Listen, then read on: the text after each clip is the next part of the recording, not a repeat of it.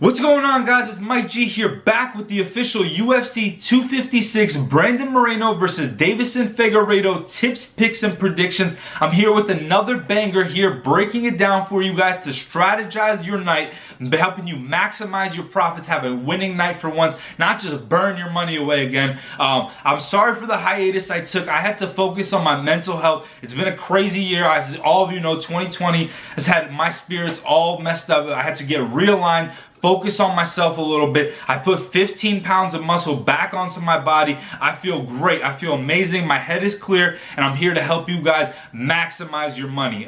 This card, I think there's a lot of potential for money to be made. But before we get into that, let's address the elephant in the room. I know everyone is wondering, whoa, what the hell? This guy, is this really Mike G? Yeah. I had to switch up my hair a little bit. Like I said, I had to switch up a little bit. I know I look like a little bit of an e-boy, but I am here helping you guys make money. I'm gonna be dropping a lot more content next year and this month. I'm focusing on dropping fitness tips, a lot more betting advice. I'm gonna drop NBA advice, UFC. I'm gonna stay on top of.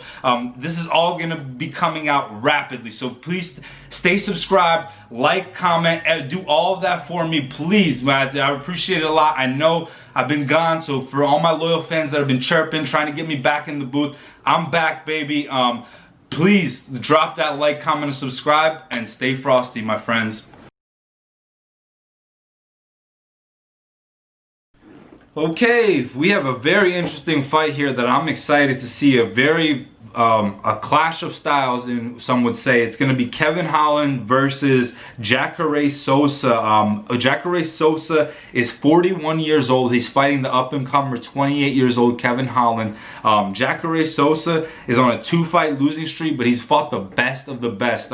He just recently moved up to 205. He fought who's the champ now, Jan Blachowicz, to a split decision loss. So and you could tell that Jan really respected Jacare in that fight. He respected his power. So I don't think it's going to be a cakewalk for Kevin Holland, and that's how the odd makers have it as well. Even though he's much younger, he's the bigger guy, he has more reach. I just think that Kevin Holland is not ready to be with a fighter like Jacare Sosa. If you watch Kevin Holland's fight against Brendan Allen, literally all he did, he put pressure on Kevin Holland, stuck to him like white on rice, and did not let go. There was even a point in the first round where Kevin Holland had Brendan Allen cut up on the ground on top of him, and Brendan Allen was still able to scramble out and almost submit him in the first round. Ended up submitting him in the second round very easily. I just think this is a bad matchup for Kevin Holland. I know a lot of people are high on Kevin Holland. A lot of money is going to be coming in on Kevin Holland, so I think that's why the bookmakers have it so close. I think here, this would be a fade for me just because of the age difference. It'd be 28 versus 41 is tough. Is a tough fight for Jacare, but the black belt in Brazilian Jiu-Jitsu, guy who's been around for a long time, been doing it forever. I have to roll with the experience there. If I'm gonna bet, I'm gonna put money on this. If it's my money, which it will be, I'm a degenerate. You guys know I'm putting money in. I'm going with Jacare on this one, guys.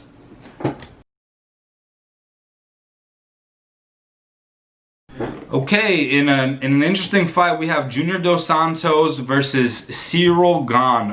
This is a very interesting fight. We have the up-and-comer Cyril Gane, who's 6-0. He had his first fight in the UFC versus Tanner Boser, who the world fell in love with Tanner Boser. He's been fighting a lot this year, been killing it this year. He really beat him bad, unanimous decision. Tanner Boser stuck around. Cyril Gane is, look at him, he's freaking huge. He is an absolute shredded monster. He has about a 20-pound weight advantage over Junior Dos Santos. So that's why I think that the odds are so heavy. He's the much bigger guy. He's younger. Junior Dos Santos is a submission specialist who's on a 3-fight losing streak. He got KO'd 3 times in the last year and a half. So it's tough to bet on a guy like that who's got KO'd his last 3. He has fought the best of the best. That's the one thing about Junior Dos Santos. The people that he's lost to and that he's fought, you can't sniff. Cyril Gane can't even sniff he can't even wash his bootstrap or whatever, like Stephen A says about the freaking competition that Junior Dos Santos is. Cain Velasquez, Stipe Miocic, Curtis Blades, Francis Ngannou, just the best of the best. He's fought Murderers Row. I think people are sleeping on him in this one because the odds are so crazy. This is a strong fade for me. The pick here for me is the over, because I think these guys are gonna wrestle around. Like I think Cyril can get it done on the feet, but I think Junior Dos Santos is gonna try to get it to the ground. I think there is tremendous value in Junior Dos Santos, just because he's fought the best of the best. And if you watch his last couple of fights, he's been getting disrespect to it, but maybe he can bounce back just because of his experience. It's a fade for me. I would not bet it, but if I do bet it, go with the over. Over. These guys are gonna mess with each other for 3 rounds. Just trust me on that.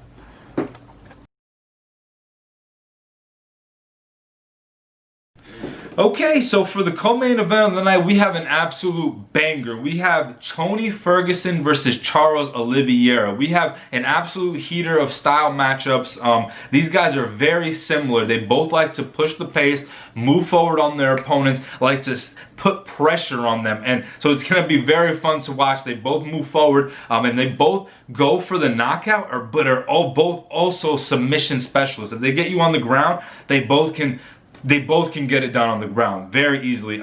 Charles Oliveira, a black belt in Brazilian Jiu-Jitsu, so he's a Jiu-Jitsu guy. Tony Ferguson, more of a wrestling style. But if Tony Ferguson gets on the ground, you guys know his elbow game. You guys know how lethal it is. In my opinion, on this one, I just think Oliveira is the new Ferguson of the lightweight division. Ferguson went on a 12-fight win streak, and that was very impressive, but I think his time has just come and gone. He missed his opportunity of his prime. I really hate to say that, because I wanted to see him versus Khabib in the prime. It was kind of like a Pacquiao-Mayweather situation where they really never fought, and if they fight now, they're both... Khabib's still in his prime like Mayweather was, but Pacquiao was. It's the same situation, if you guys get that. But in this one, I gotta roll with Oliveira. 7-fight win streak, beating guys that are good. He avenged his loss against Jim Miller. He submitted him. He beat Kevin Lee, Kevin Lee was supposed to dominate him on the stand-up, and Oliveira absolutely put him to school on the stand-up. So that was very impressive for me to watch. And like Khabib said about Ferguson, I just don't think he's the same after that Khabib fight. Not that Khabib, but the Justin Gaethje fight. After that Gaethje fight, I think he took so much damage in that fight. If you watch his interviews right now, he sounds like he was in a very dark place. Like, his head must have gone through. If you watch, look at the hits he was taking from Gaethje. He put his hand out. Like, he didn't get knocked out, but he wanted to stop. His head couldn't take anymore.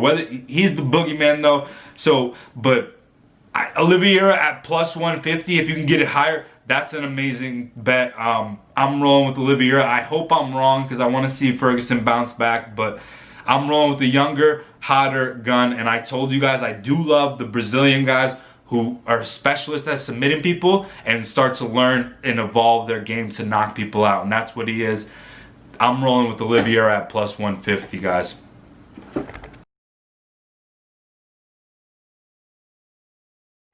Okay, for the main event of the night, we have an absolute crazy story. We have Brandon Moreno versus Davison Figueiredo. Both these guys fought at the last UFC main event a month ago. Figueiredo was the headliner. Brandon Moreno fought under him in the main event, but in a fight before him in the same division. Both of them dominated their opponents. Both came out healthy. Dana White said, hey, let's run you guys at the next main event, since we lost our headliner. So you guys step in. They both were game. I love that about both these guys. Both are Spanish fighters, so they have that in their blood. Brandon Moreno from Mexico, Davison Figueiredo from Brazil, of course. Both of them have the fighting spirit in them. So I absolutely love that. They're not afraid to cut weight twice in 1 month. Getting to 125 isn't easy. So absolute props to both of those guys. Thank you for the main event. I appreciate it. It's going to be a banger. In this one, I don't go against Figueiredo. I said it a couple months ago before he beat, sorry, my mind's blanking, Joseph Benavidez for the second time. I didn't know how the odds were that close. He was only like minus 200 to close out, about there. He's an absolute stud. He can get it done in any way. He can knock you out. He's a submission specialist. Like I just said about Oliveira, I love the Brazilian guys who are submission guys that start to get it done on the feet as well. This guy has power, the most power I've seen at 125 personally, and he's crafty. He's very.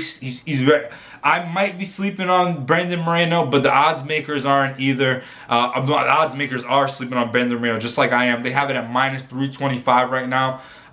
In this, you go with Figueiredo within within 5 rounds. I think he's going to get it done. It's not going to go to the decision. Figueiredo's fighting for bonuses. He wants to make money. This is why he took the fight so close. There were the crazy stories. He said he wouldn't show up to the fight because Dana White didn't give him a performance bonus from last time. Dana White gave him the bag. He ends up fighting at this main event. So I think he's going to go for another performance bonus. You go with Figueiredo within distance, and you just roll with that. You don't go against the God of War. Side note, Figueiredo and Oliveira are the reason I have my hair like this. You know, if two beasts like that can have their hair like this, so can I, alright? But Figueiredo within distance, safe bet, baby.